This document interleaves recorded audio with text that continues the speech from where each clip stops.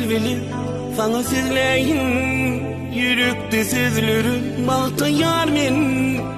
göründü gözlerim mehrin seyirin men ah vasbın eyleyin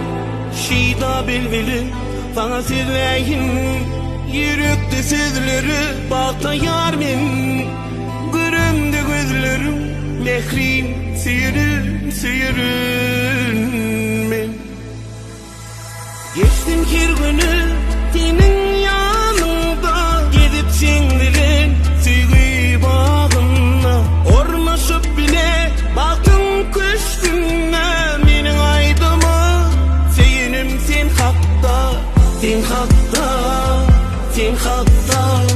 aydım sadım kuşkularım sevgilim sen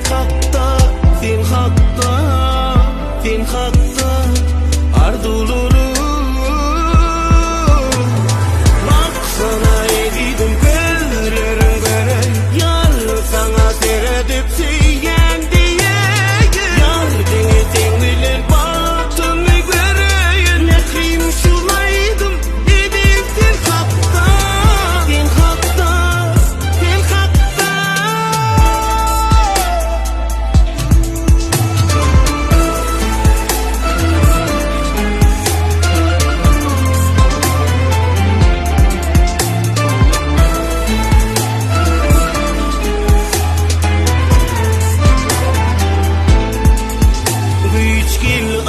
sensin mağımın gülü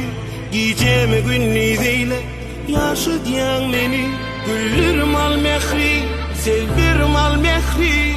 kucak açar bizi bağıtıyor